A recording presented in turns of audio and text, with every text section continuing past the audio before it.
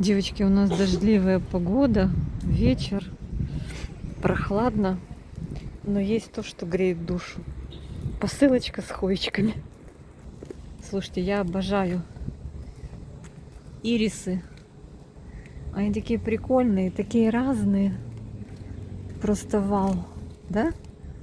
Вот здесь я вижу прям три варианта. Более светлый, вот такой красивый. И вот там еще, смотрите, вот такой вот шикарный сорт. Или гибрид. Вау! Слушайте, они чем-то похожи, да, на котлеи, да, девочки?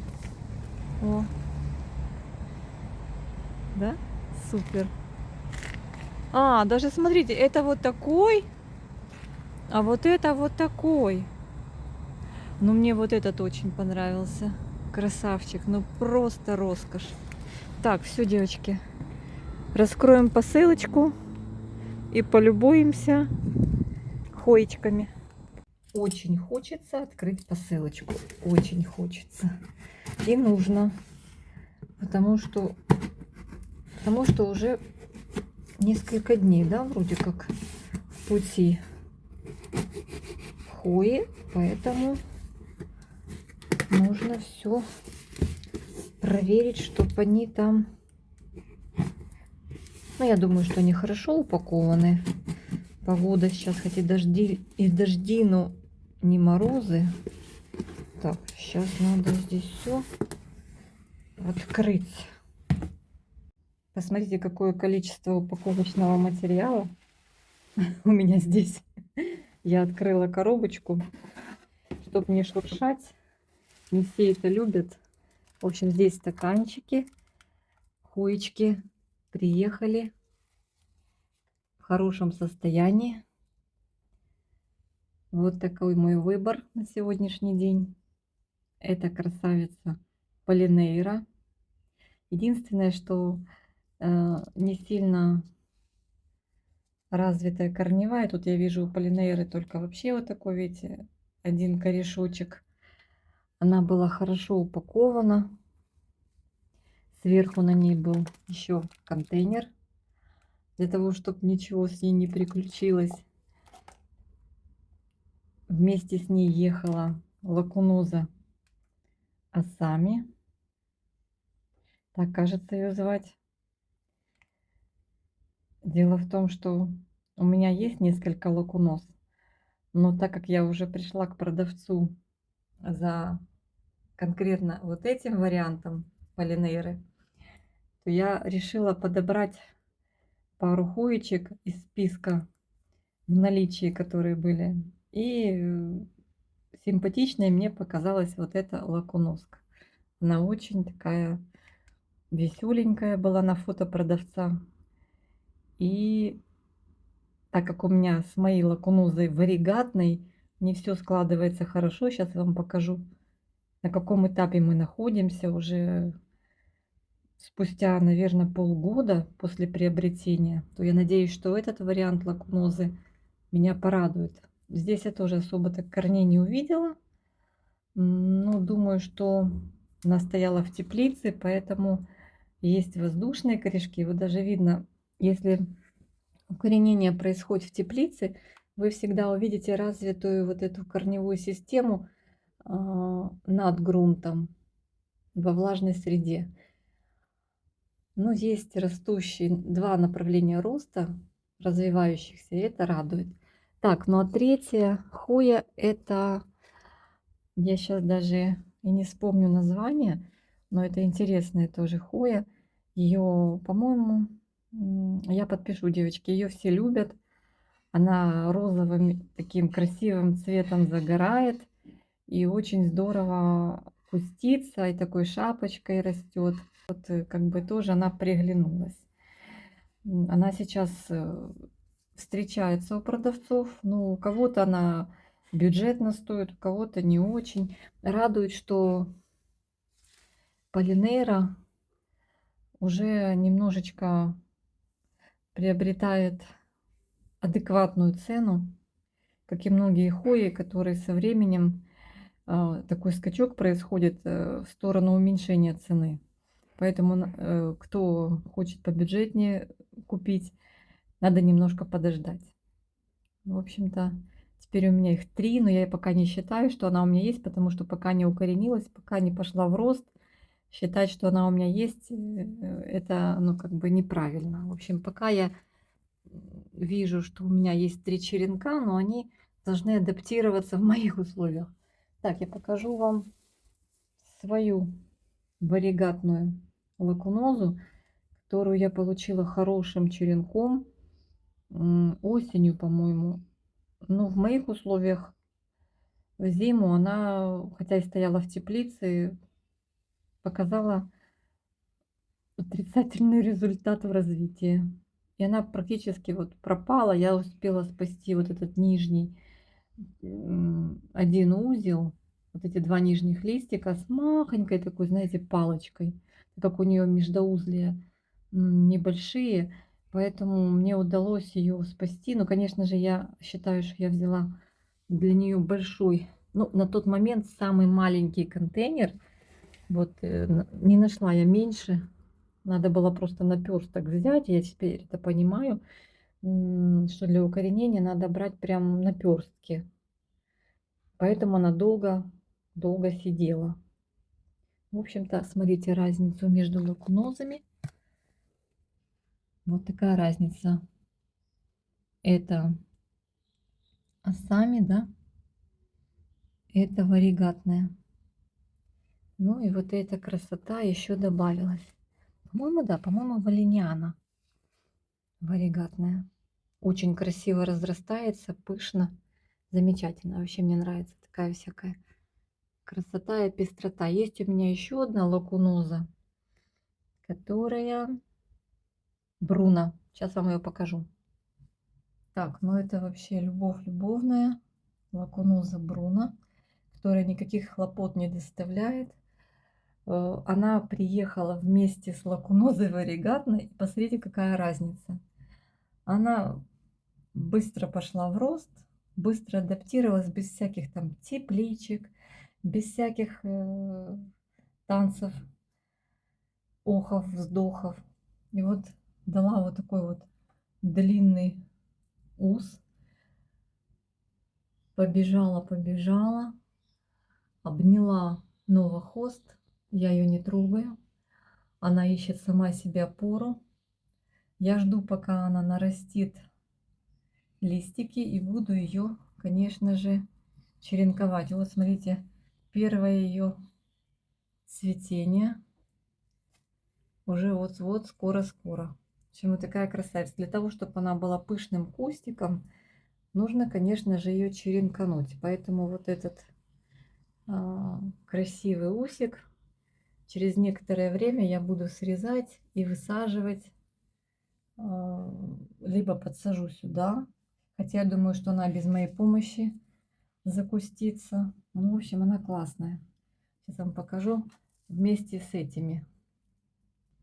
Вот и подумайте, кого лучше приобрести. Просто Бруно, там, где все включено. И варигатность, и такая, знаете, покладистость в характере, быстрота роста, быстрота адаптации, красота, такая кучерявость листиков, либо вот простую варигатную лакунозу, которая вот в моем случае не хочет ничего растить, очень медленно развивается. Не знаю, как себя поведет эта лакуноза. Их сейчас столько много разных вариантов. Здесь листик, конечно, крупнее, чем у Бруно. Хотя у Бруно, в принципе, из-за того, что он такой волнистый, поэтому он кажется покрупнее. Не, ну, конечно, вернее, поменьше. Но я думаю, что... Да, здесь крупнее лист у этой лакунозы. Интересная такая. В общем, вот такие вот мои сегодня 3 новиночки.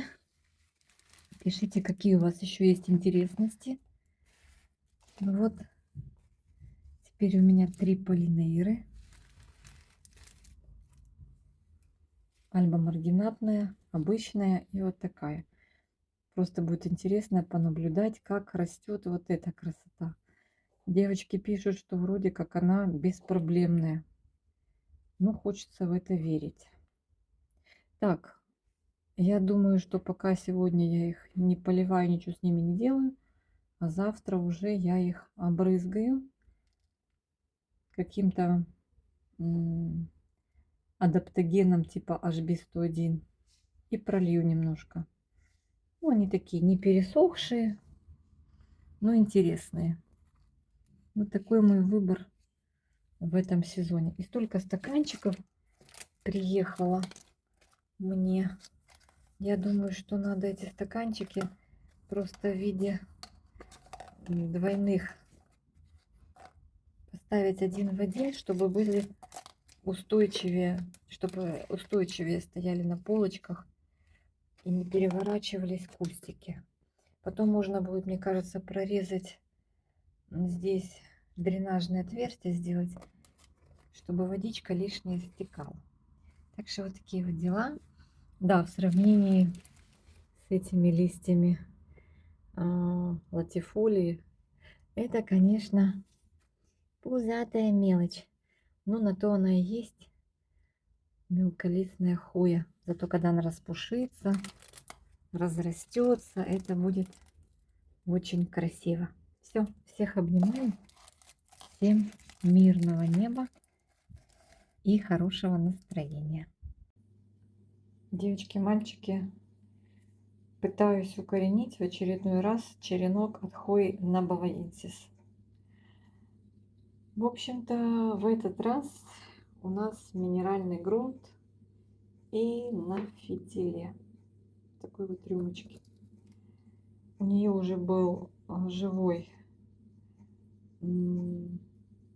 так и остался живым, один ростик. В общем, направление роста одно живо. Но здесь что-то мне не нравится. Главное, чтобы никакие гнилостные процессы не начались. В общем, в грунте она укоренялась. Да, там начались уже маленькие корешки появились, но это настолько все шло очень, очень долго, очень медленно. В торфе Классман я укореняла. И я понимаю девочек, которые покупают срезы и жалуются, что они не могут ее укоренить. Так вот, это правда. Ее очень тяжело укоренить. В общем, я ее перекинула, избавила от торфа Классмана с минимальным количеством корней, которые уже там у нее наросли. И уже была такая как бы почечка вот эта, но она была меньше. В общем, я ее, ну почка вроде живая, я перекинула ее в лечузу на фитильный полив. Девочки, будем наблюдать. Ну, прошло буквально дня 3-4 после того, как я ее пересадила в неорганический компонент. Посмотрим. Такая вот она, конечно, дамочка вредная. Моя вообще не сильно-то и спешит расти, а черенки это вообще удача должна быть. Сопутствовать должна удача, чтобы хорошо укоренить. Друзья мои, хочу вам рассказать, что новенького у моих новых хоечек, как они адаптируются, что вообще происходит на моих грядках.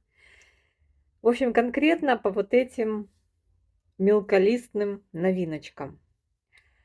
Смотрите, как неплохо пошла в рост лакуноза Асами. Продолжение роста. Здесь не разбудила никакую точечку, только здесь появились новые листики. Насчет корневой.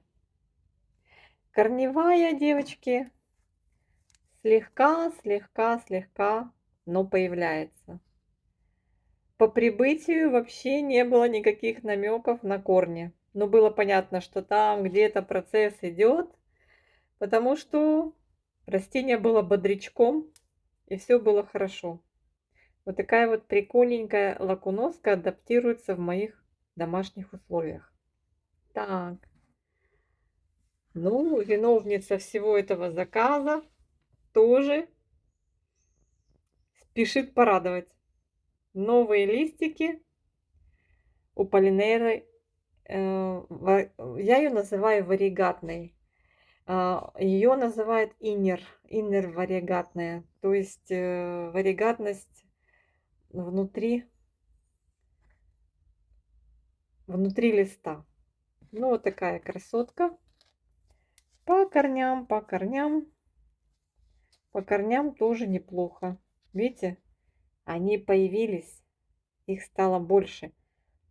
Стоят они у меня в двойных стаканчиках. Я наливаю водичку, и водичка немножко там остается, и корешки стремятся в нижний уровень. В общем-то, результаты неплохие. Так, кто у нас еще был? Хуже всех результаты у валенианы. Она немножечко даже взгрустнула, ребят. И мне пришлось ее поместить в тепличку. Сейчас она в тепличке живет. Я просто взяла ее, чтобы вам показать, что ни корней, ни нового роста я у нее не вижу. Хотя, подождите. Вот уже в тепличке что-то там уже зашевелилось. В общем, я очень надеюсь, что валениана меня не подведет. Ну и параллельно с этими красотками рассказываю вам о своей давней покупочке, о лакунозе варигате. Ну, она тоже потихонечку, медленно, но растет. В общем-то, она стоит рядом с ними и тянется за коллективом. В общем, вот такая прелесть. Так, я вам в конце видео показывала еще свою новобоенсис. Новобоенсис, в общем-то, тоже не пасе задних. Я вам рассказывала, что она на фитильном поливе у меня. Тут уже вода добавляется, все уже заросло зеленью. Ну, вот так сказать, что я визуально прям вижу корни, я не могу сказать. Хотя нет, да, это корни.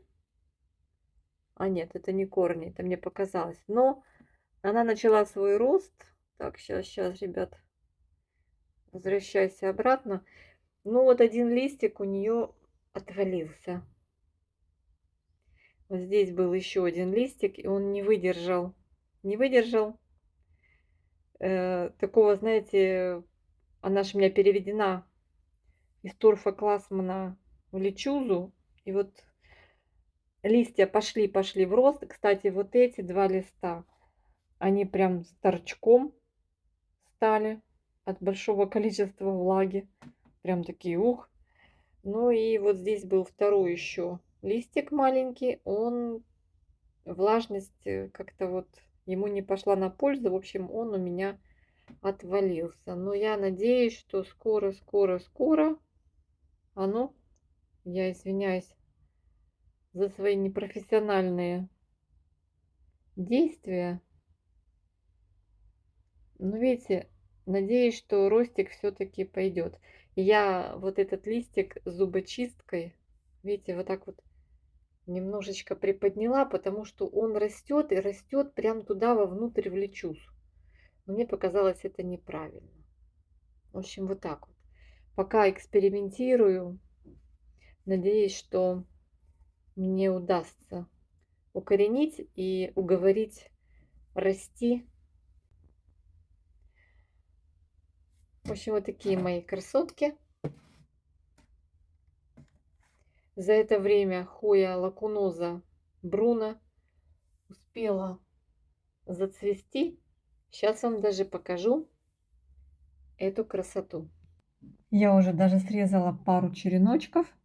Один черенок уже отправился к новой хозяйке, а два маленьких черенка я пытаюсь укоренить самостоятельно в тепличке. Ну и вот, как жаль. Ну, в общем-то, девочки, вы поняли, что она у меня здесь цветет. А цветение у нее очень похоже на цветение обычной лакунозы. Ну, не такое уж оно ароматное, как у той же эскимо. Так что вот такие дела. Нормально уже разрастается здесь у меня на окошке моя вредина. Вредину эту звать. Ой, Белла Льюис Буис. Тоже Inner Variegated. Ну, потихонечку, потихонечку, не спеша мы набираем обороты. В общем, вот такие вот они, варигатные красавицы. Вот они здесь у меня сейчас собрались. Но сейчас Валениана пойдет в тепличку, а вот эти красотки живут на свободном выгуле. Всех обнимаю, всем мира и добра. До скорых встреч! Жду вас в комментариях.